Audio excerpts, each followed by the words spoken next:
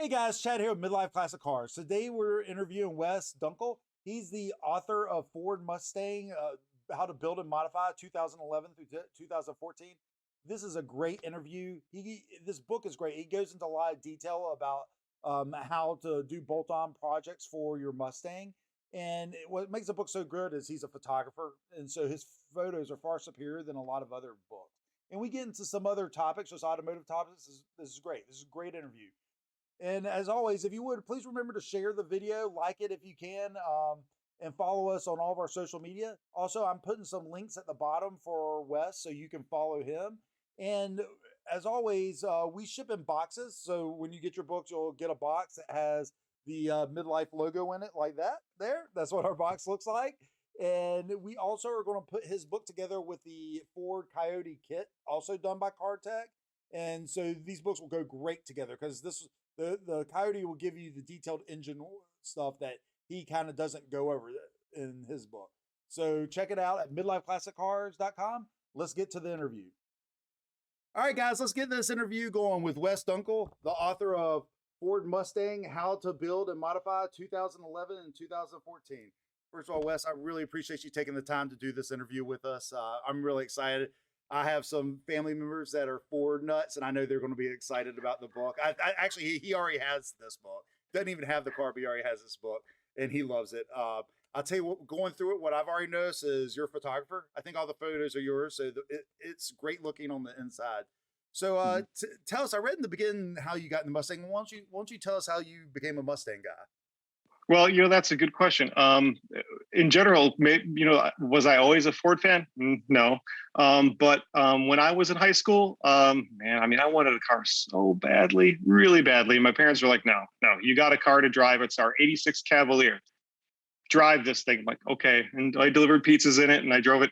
But then once I got out of high school, I graduated high school. I'm like, I'm going to be going to college and I want to buy a car. And I said, all right. So I was kind of looking around and I wanted something with a V8 because I just love the sound. It's got to have a V8. Looked at some different, you look in the Auto Trader magazine, the paper thing, and you're looking at found some different things. But there was a guy who lived at a bowling alley about a mile from my house. And parked in front of the bowling alley was a silver 1985 Mustang, but it was rough. It was $1,500 back in 1995, which was a lot of money for me back then. But yeah, it was kind of funny. So, the transmission in it was somewhat operational, Fox body Mustangs. Yeah. So it was, it would pop out of third gear every on downhills. It would pop out of third gear. I learned anyway. So long story short, I ended up buying a Mustang because it was close to me and it was affordable. And it was there. And ever since then, you kind of, once you buy a car, you kind of learn more about it. And so from then on, I had another Mustang. And then from there, I had another Mustang. And then after that, it was like, well, these are the cars I know. Yeah, these are the cars I know. So yeah. And I learned a lot. Yeah, and the Fox. Yeah, I love a Fox body. So I'm not even a big Mustang guy, and the Fox body is what I want more than anything. There's just something about that. I graduated in '97. The kids that had those, I've worked on a few. The first time I ever went fast in a car was in a Fox body that was, I think it was turboed with nitrous. That was like the first time I was like maybe 16 and someone other than my parents took me out in a fast car. Yeah, I've always been a Fox body fan myself. So it's always, and it's always fun in games until you step on the middle pedal and you're like, oh, there's nothing here. Yeah. Are we going to die today? Yeah. So, it's, I mean, you're talking about, it's what I say in my book too, especially everybody either has owned a Mustang or has a Mustang story. Yeah. And so, and so it's funny, like there was a guy who had a Fox in high school, and this is like in the early 90s. And I was in biology class and I'm just kind of sitting there bored. And then I hear the flow masters rumbling by and I'm like, oh, he was a senior and he was getting out of school early and it was probably to go to work. But I think it was probably to pick up beer for like tonight's campfire. At least in my mind, that he was the cool guy who was going to go pick up the beer, That's and awesome. and he had a little bit, remember the Chevrolet, Heartbeat. Well, in the back of it, on the back, big hatch glass. It's acres and acres of glass back there, and it says "Heartbeat." This. It's like, oh yeah, that's the guy. Anyway, so yeah, everybody's got a Mustang story. So I mean, I have a soft spot for Fox bodies, but of course, having worked on Fox bodies for a long time and done all the work myself and made a lot of mistakes, going back to the book, the S197 chassis. So Mustangs are essentially the same from 79 through 2004. And actually this is a 03 Cobra behind me. Yeah. It's very much the same. It's a 79 Mustang. I mean, believe it or not, all this, underneath it's like, it's basically a polished 79 Mustang is what it is. Underneath, it's essentially the same stuff. And then on top, it looks different. But this is a 79 Mustang. So they are really crude in some ways. They're also really difficult. They're not easy to work on because everything's really cramped and everything's compromised, especially when you get to the engine that's in this thing. I mean, you can't really fit your hands around it. It's huge. So when the S197 Mustang came out, it was really the first time in Ford's recent history that they did a clean sheet design, because even the original Mustang was based on a Falcon. So, and then after that, the Mustang 2 was shared a lot of components with the Pinto.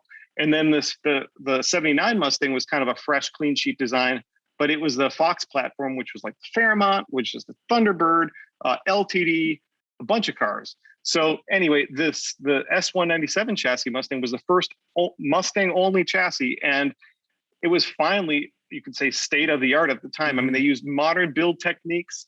The stuff is fluid connections are like O-rings and clips instead of hose clamps and they'll come apart. I mean, it's after working on these boxes for years, working on an S187 Mustang is a dream. It's really nice, really user-friendly. You can do almost everything yourself. In that book, I did all of it myself, either in my driveway or in my garage, all of it, on jack stands, all of it. That's Supercharger, wild. suspension, everything myself. So it's just to demonstrate, the idea with the book, of course, was to show, what things you can do. But then since at the start of the book, I kind of started to look everybody else. I didn't have a whole lot of firsthand hands-on knowledge with an S197 Mustang. So I thought, well, they're relatively cheap right now. And so they're just used cars. So now is the time to buy one. Like you're saying, your brother, I think you said he has a cousin. He bought the book. Perfect first step. First step. Now he's just got to buy a car. But the point is, you can get one for mid-teens right now in good shape, relatively low miles, whatever. They're just used cars. So anyway, I started like anybody else, and I just kind of started tinkering with this thing, and I've shared everything I learned and did all the work myself, and just with basic hand tools. It's pretty straightforward. It's a really enjoyable car to work on. And even though this book is for 2011 to 14 that's because the engine is the Coyote engine. Yeah. But from 2005 to 2014, it's the same chassis. So all the suspension stuff, all the brake stuff, all the drivetrain stuff, everything like that in the book actually applies to those earlier models as well. The only thing that's specific. I'm sorry. So what you're saying is I need to sell the Coyote book with it, because I make box sets. So the Coyote book that CarTech did probably would go great with this book. Actually good point. Yes, because in this book, I don't really dive into the engine. Like as far as taking the engine apart, we just put bolt-ons, right? So blower, intake, manifold, and all that kind of stuff. Yeah. So if you want to build a Coyote, in fact, I used their book as a reference when I built the engine for this 2012 Mustang that we used in the book later on. But yeah, that book is a very good book, and it talks about a lot of that stuff. Yeah, for sure. That's great. And so let's talk about the photography and why it's so good in here. I love technical guides. I read history books, but my favorite, I can read a technical guide on any type of car. And I have to say, the photography in this book is excellent. I appreciate it. Well, actually, it kind of comes a little bit naturally, and it's not until, so I also do a lot of technical writing, a shameless plug for Mustang Hub magazine. In fact, here's a cover of it too. But I know, actually, I don't know if you guys do magazines in your store. Maybe you should. We don't. Yeah, that's great. That's great to plug them. Yeah. But Mustang Hub is a good magazine as well. But the point is, I do a lot of I'll do photos and articles. What I did was I started doing some technical articles for the old school magazines back in the day. And the way I kind of did it was I would present it to them as a complete package. So what I mean is I do the photos, and then I would also do the writing. It was just a turnkey package. Here you go. And it's editors like that because they don't have to do anything. one editor even told me, he's like, it's nice I don't really have to correct basic grammatical errors, which is helpful. So the idea was I kind of made a niche for myself as far as being able to do both the photography and the writing. And over time, I've kind of learned sometimes when I'll still do writing, sometimes using other people's photos, not to knock other people, but a lot of times it's like you realize how important it is to compose a photo and make it relevant, and you don't realize it until you see stuff that's not really relevant. You're like, what am I supposed to do with this?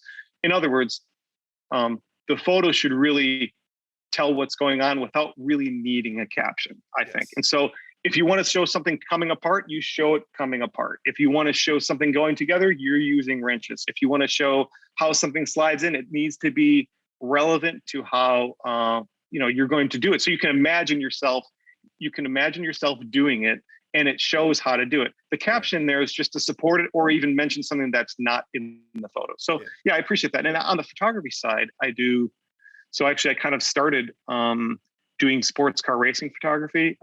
So IMSA is in Grand Am is kind of what I did. I'm a big so IMSA I do a fan. lot. Yeah. So I do so a colleague of mine, well, I started in Grand Am doing, in fact, that's when the FR 500C came out, if anyone's familiar with that. But that was in 2005 is when I started. And I went to a race. And actually, I met a friend prior to that at a local track. I used to do some open track events and stuff like that. But anyway, driving with my Mustang. And I said, hey, I knew he was on a Grand Am team that raced 2004 Mustang Cobras. And I said, hey, you need some help some week? And he said, sure. Because I realized now everybody wants free help. I showed up. Yeah. So I went to Barber Motorsports Park. Yeah, Barber. I love that track. I went to Barber, and this was in 2005. And I took some, I think it was Barber was my first one. Anyway, I went there, brought a camera along because I had a small digital camera, and I figured, I've kind of been, I was into Racer magazine at the time. And so I thought, I had really nice photography in there. Anyway, but I brought a camera and took photos of people working on stuff. And so then the next round, I think, was Mid-Ohio in 2005. And they said, hey, I said, hey, I'd like to come along. I can drive to that one from Nashville. And I said, I'd like to come along. And he said, sure. He said, why don't you, maybe you should take more photos and do less wrenching on the car. I thought, okay, so that either meant I was either a good photographer or a bad mechanic. Yeah. So anyway, I started doing photography that way, and I thought I'd like to do this for a gig. So looked into it and started doing it more and more. And then I guess the pinnacle so far, I guess I would say, in the photography career was doing Ford GTs, the Ford GT stuff for Ford Motor Company from 2016 to 2019 when they did their 4 years of IMSA. So a colleague of mine and I did, we did Ford together, and then we also did Porsche together. So the RSRs and all that stuff. So we did both corporate work for Ford and Porsche together. And that was really rewarding.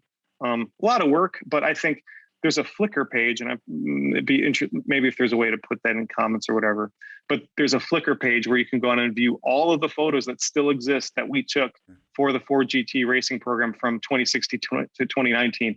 And it's like, and they're in high resolution, all that stuff. So give me the link at the end of this, and I'll put it in the description for people to see. Sure. Yeah, because that's a great example of looking at racing photography. And then you can actually, I'll probably send you a link to the albums. But anyway, the point is the albums go race by race, and there's every race in there, including, I think, maybe some Daytona testing. I'm not sure. Oh, wow. Maybe that's a future book. Maybe that's a future book that we want to do. But of course, it's time. You got to find time to do. It'll be done eventually. Yeah. Speaking of time, I'm always curious, since you did pretty much all this book, how long did it take you to put it together from start to finish? That's a really good question. So short answer is about 18 months. 18 months? From start to finish. And that's so, and maybe my math, maybe I may need to refigure that. But the point is, they reached out to me, I think, maybe to set the stage a little bit. A lot of the magazines folded. I'm not sure. There was some corporate baloney. But anyways, a lot of the magazine titles were shuttered in November-ish of 2019. So that, of course, a lot of writers and stuff were out of work. In January of 2020, CarTech reached out and asked, hey, would you like to do a book on Mustangs, on this generation Mustangs? I think they've seen some of my work in some of the magazines. probably figured too, maybe you're not as busy as you once were. Yeah. So regardless, but it was good timing because in January 2020, they reached out and wanted me to do the book. And I said, sure, I've never done a book before, but I'll give it a try. Then of course, 2020 and racing stopped for a while. And so suddenly I had something that I could fill my time with. And so I spent a lot of time doing a lot of background material, especially in the beginning chapters, a lot of the generic stuff about suspension geometry, theories on engine, what makes an engine more powerful than another, researching what kind of stuff works well in these cars. And then got the car in February of 2020 and spent a lot of time working on the car. And so I was done. I delivered the book in March of 2021 was my deadline. Much of it was done before then. So I guess you could say technically it took me a year to write the book, but I was actually working on it a little bit before that. So Wow. 18 months is probably 18 months is being generous. I would say about But that's 14, 15 months. That's a good idea. I want there to be more writers writing automotive books. So I think it gives somebody a good idea of what it takes to do this. Do you think you'll do another book anytime soon? Yeah, that's a good question. So I would love to do another book. The biggest challenge is, the amount of time involved. I would love to do another book. The biggest challenge is finding the time to do it. And if it's something fresh, like this book probably took me more time than another book would have, because I would have had some of the basic framework already worked out. This one I completely started from scratch. And so it's, I'd like to do it because it was a great learning experience. As many authors would tell you, your success is only based on how many books you sell. Yeah. So working on it. You're right. Exactly right. But I mean, the thing is that it's, you do it more because you really enjoy it, and it's an experience to do it. I think more than, unless I'm J.K. Rowling or something, I'm not going to get rich off of selling books. But the point is to really share the passion with other enthusiasts and to describe, get other people to do the same thing. Yeah. The book is to encourage people to take it on themselves, work on your own car. You can do it. It's pretty straightforward. You have basic tools, and nothing is more rewarding than working on your own car and then enjoying the fruits of your labor. In fact, one of the biggest things I think I've learned over the years is that you think about a car and you're like, oh, I'm going to buy this car. Well, to me, the fun I've found is building the car. And then once it's done, I'm kind of like, I want to do something else. I want to work on another car. So the biggest, I think that's one of the things is a lot of times you think, oh yeah, it'd be great to buy a new GT500 would be fabulous. But then again, it's already kind of done. Like, it's a great car, but then again, you didn't build it. You just wrote a check. So I don't know. I don't get as much. Even though I still pine for those things, that's not the satisfaction that I get. There's nothing that beats the satisfaction of making a tweak and then seeing that it actually works. Yep. And then nothing's a little bit more frustrating than making a tweak and then it not working. Yeah. It's like scratching your head, like, why is this? Why did it happen? Why did it do that? So, yeah. I'm in the same boat other than like my dually. And then I had a 97 Honda Accord for getting around. I've never owned a car that I didn't work on. That the reason was buying it, fixing up, or even now I drive an 86 BMW. Nice. What chassis? E30. It's the E30. Nice. A dirty 30. Yeah. Oh yeah, God's Chariot. Yeah. God's Chariot. And I've had the E28 and I had a BMW 2002. And I have a couple. They're actually still here. One's going to be turned into a track car hopefully soon. And then an Austin Healey 3000. My dad was the guy that was like, hey, if you can replace the engine, you can drive it, because it was before they became valuable. And so I was 15, replace the engine. So one of my first cars was a 3000. And that's why I like books like this, because I really think getting younger people to see how to. I'm working with my kid. He's a music person. I tell him music's your life, but I want you to learn how to use tools. And working on cars is such a great thing. I think the number one. Working with your hands. Yeah. Working with your hands. There's kind of a dexterity that you learn to work with your hands, and you don't realize you have it until you watch somebody who doesn't have experience working with it, and you're like, my first thing to think is just give me that. Let me do it. But there's a dexterity you learn by working with your hands with tools. Yeah, for sure. And I just think that's really important for all younger people. I mean, even the other day we had some plumbing issues in my building, and I was looking at their worksheet, and the cost to replace a toilet is almost $500 now. Well, I've been replacing toilets my whole life, but I was pointing out to my son, I was like, look, there's nothing in this that's any different than working on a car. He's learning how to swap an engine in a Subaru WRX right now. And I was like, we've done plumbing. We've done, everything in here you've done. And he's like, wow, the toilet seat, replacing toilet's simple and people are charged at 500. And I learned that stuff. I've been working on rental properties my whole life. And I learned everything from there on cars, honestly. I learned how to sand a wall because I learned how to sand a body of a car. Yeah, it's very related. Yeah, everything's related. A lot of techniques are similar. And also, I think one of the biggest things is also paying attention. Paying attention is, and what I mean by pay attention is like when you're putting something together, if something doesn't feel right or something doesn't seem right, there's a reason. And I try to tell that to my kids too. Like, well, this this toy didn't fit back together right, or this thing when you put the battery in didn't feel right. So there's a reason for that. You have to pay attention. Yeah. So go back and look at, well, this thing is not fitting. A lot of times you get new stuff and you're like, well, this isn't right. And then you kind of fix it and then it works better. Yeah. So yeah, it's a life skill for sure. Not everybody has it, but it's certainly a life skill for sure. Yeah. Yeah. That's great. That's great. So is there anything else you want to promote or tell us about the book before we get going here? Actually, no. So first of all, it's great that you were talking about the book. I think it's important. I think books are a good, looking at for me, I do not like reading things online, not because it's a matter of principle. It's just because the printed page to me is just so much easier to read. I don't like looking at a screen to do it. So to me, a printed book really is a valuable resource. It's also just a lot less stressful to read. I don't know, for some reason, a screen and a printed page, you'd think it's be the same, but it's not. Yeah. So there, you can really look in detail at the photos.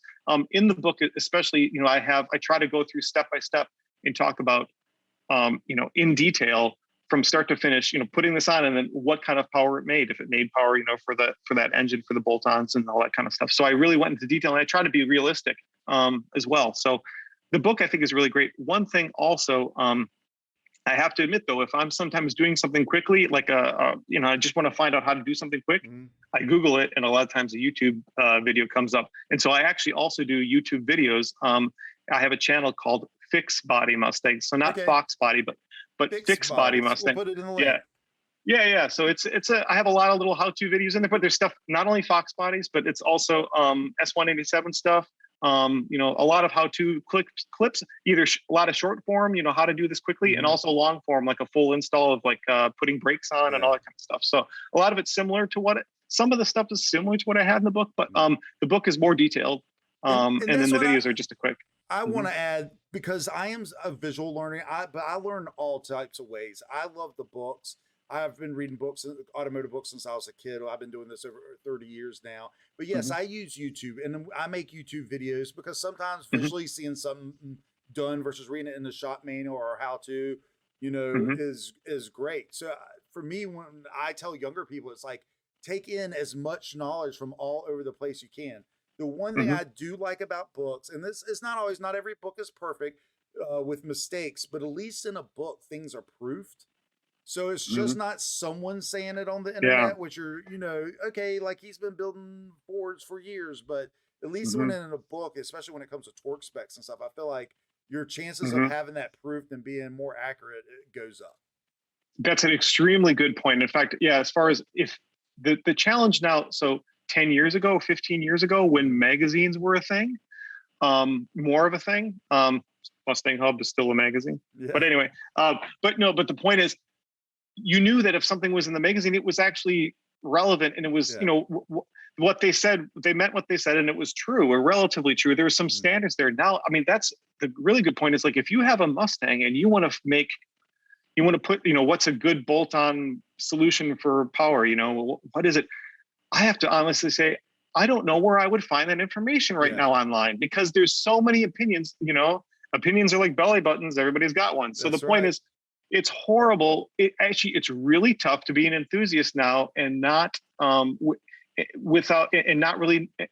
it's really tough to be an enthusiast now and know where to go for reliable information. And so, books are extremely valid that way. Magazines are also good, and some, I would say, credible YouTube channels, are also a good thing. But the challenge is there's a lot of garbage out there, and there's a lot of people who don't really know. They may think they know what they're talking about, but they don't have the knowledge and the experience to back it up and actually know why it works that way. A lot of what I try to do in the book too is not only talk about what works, but why it works, especially in the engine stuff or the suspension areas. I talk about suspension geometry and all that. So I talk about the theories of why things work and then actually show what works using those theories. Yes. And I agree with that. Like I was looking at the back of your book where you actually go into detail. I think that's really good. One little hint to people that get information off YouTube. When I'm listening to or watching a car YouTuber, if they have a shop manual, I immediately think they're going to be better because they're taking the time to get information from the shop manual and then, make it visual for you. But then I know there's probably a higher chance their torque specs are going to be a more accurate than just someone throwing a number up.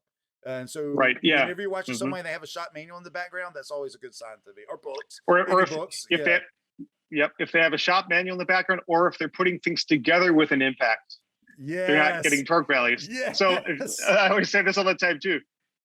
Impact wrenches. Now, am I guilty of snugging things up with an impact? Sure, especially lock nuts that are all metal lock nuts, and you'd be there all day with a wrench going cranking on it. But the point is, impact wrenches are for disassembling things, not for putting stuff together. So I mean, you can cinch it up on the low setting and then do the final torque. But I've seen so many, and I'm not saying I'm an expert, but I'm saying from my experience, I've seen so many things that are messed up because people just zipped it together with an impact, and it's exhaust is the worst. Yes. People just like put clamps on with impact wrenches, and it's like really overdone. I'm like, holy moly, how am I supposed to, number one, get this part, and number two, fix this and get it apart?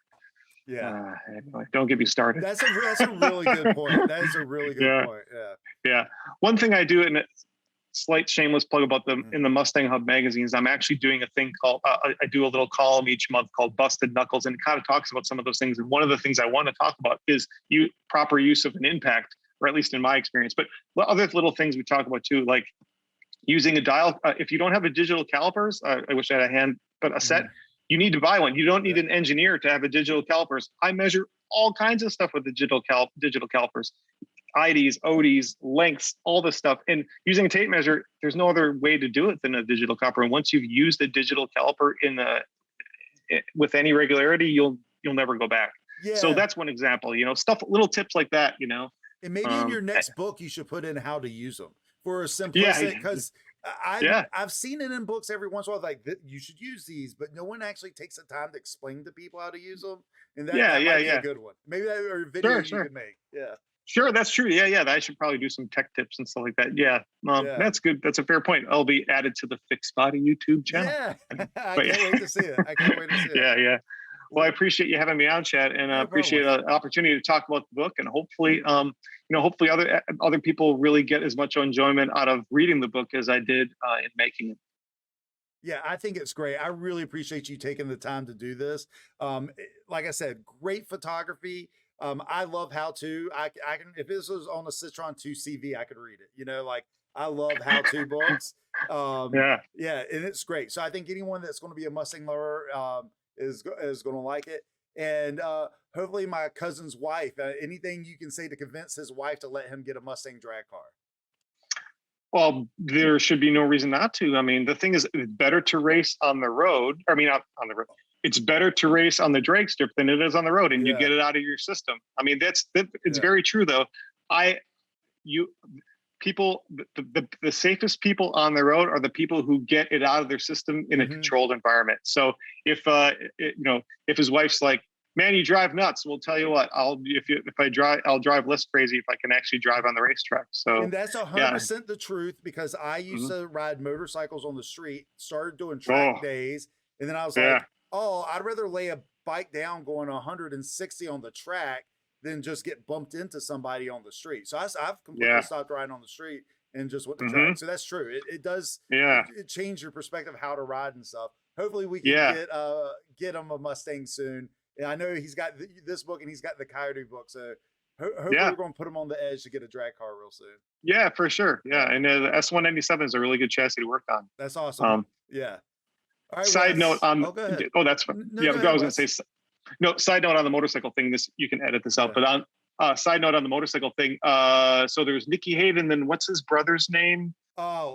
Nicky and Roger. No, Roger Hayden. is that it? Anyway, Yeah. there was an interview with him, and he's talking about, you know, one of the guys interviewing asked him, so you know, what bike do you ride? You know, what bike do you like to ride around? You know, around your neighborhood and stuff, around, you know, on country roads near your house. And he says, "You mean on the street?" He said, "Yeah." I said, "I don't ride motorcycles on the street. What do you think? I am crazy?" Yeah. It's the truth. Because It's the truth. it's dangerous. Yeah. It's super dangerous. It is. Motorcycles are ridiculously dangerous. And I mean, yeah, it's just funny because here's a motorcycle racer, a professional, successful motorcycle racer, and he's like, "I don't ride on the road. That's crazy. There's just people on the road are crazy. I don't want to get killed." When you get on the track, you realize there's things the bike can do on the track that you just really can't do on the street. And after a while, it's like, same. Like, when I was younger, I made fun of cruisers, like, oh, old man on cruisers. Now I'm kind of like, they make more sense because at least, you know, riding and commuting around versus I can't. I mean, I know you can, but I don't drag my knee on the street. You know, I don't get my elbow down on the street and stuff. And same with the car. Yeah, the capabilities of cars nowadays, and the tires nowadays, especially are like these 200 tread wear compound tires. The limits are so high. The only way you can approach those limits is in an autocross environment or a track environment. That's the only way you're going to get there, and that's really the only way to do it. Because if not, you're going way too fast around people who are not prepared for what you're doing. It's not their fault. They're just not expecting somebody to be coming up on them at 30 miles over the speed limit or coming around a corner. Yeah, exactly. It's just, So I think I'll leave this in because I think it's a good point for especially younger people to hear.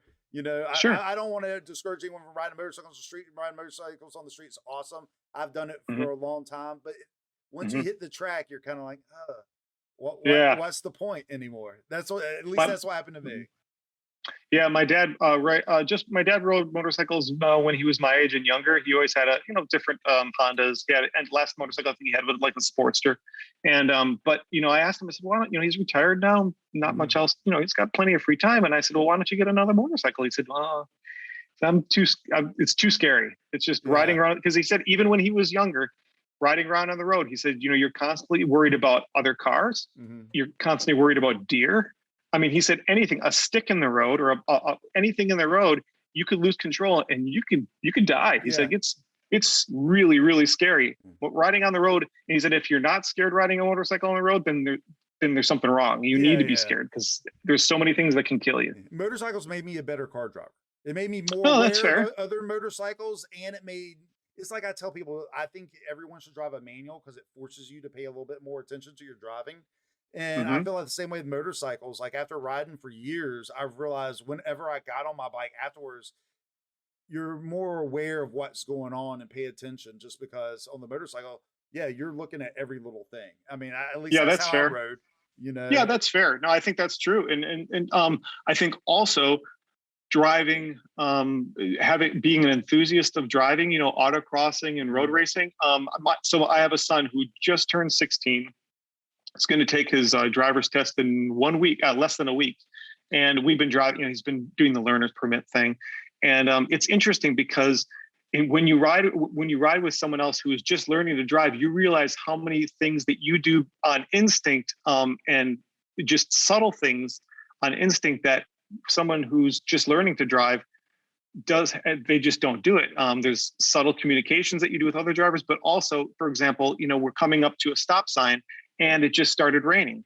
And I told him, I said, when it's raining, it's going to be slick. You won't realize it, but I mean, your traction is extremely limited, especially when it starts to rain, because the oils that are on the road kind of come to the top quickly before they're washed away. And just, that's something you learn, not only just driving on the road, but also track driving. You know, if it's, you know, when it's slick. Yep. You also know, like, to avoid paint, the painted lines on the road. Because again, not only are the painted lines slick on a racetrack, but also the curbs are concrete and they're painted and they're really slick. It's ice. So stuff like that, you know, that driving, being an enthusiast driving, a driving enthusiast, and then also driving on the track and stuff, having some experience with that, it's completely relevant to driving on the road. It makes you a safer road driver. Also, if a car loses control, if you lose control in a situation, you start to spin, at least you'll have some muscle memory built in if you've done autocross and you've driven over limit and you need to drive, you need to drive over the limit and have experience driving over the limit in order to know what to do instinctively. And the only proper and safe place to do that is on an autocross. And so I think also every kid really should do autocross. I think every kid should. Yeah, I agree. And I think that's what we're doing when my kid finishes his Super. He just got his driver's license. So we went through this interest. So we just went through all that. And that's one of the things I want him to do is maybe take it to a track day or an autocross and just feel it. Because like I say, he's not really a car kid, but like the more he loves it, and it just it goes over to driving on the street, most definitely. Yeah, autocrossing is great, is because the consequences are almost non-existent. I mean, you just hit some cones, so what? Where a track, the speeds are higher, you can end up in gravel. It's a little bit more embarrassing. It's a little bit, more troublesome. So autocrossing is really the safe way to do it. Yeah. Man, we sound like a couple old guys telling kids to be safe. I know it sounds bad. And I probably, when I was younger, would like cringe. Oh, these guys don't know. But it's the truth. Like, it's one of those things. This is true. But we're talking about fun. It's actually fun too. So we're just maybe we're just justifying our shenanigans. Yeah. No, being on the I've had so much more fun on the track than I ever have driving my car, except for like maybe like Tell the Dragon, driving Tell the Dragon. But even then, like it's gotten so crazy that I'm glad I had some track experience before I went out to the Tell the Dragon to stay, not cross the mustard and everything, and all the rules of following the dragon. And I feel like if I'd never had that track experience and I went out to the Dragon, I probably would have driven over my head. And True. Wouldn't have been smart. Yeah. That's a great point. Yeah, we'll definitely leave this in here. Yeah. Sure. Well, Wes, I really appreciate you. I really appreciate you taking the time to do the interview. We're going to make sure to put all your links down below and everything. So I will email them to you. Yeah. I really appreciate it, man. And great. I hope everybody enjoyed this interview, and you can check out the book on Midlife Classic Cars. Thank you. Thank you.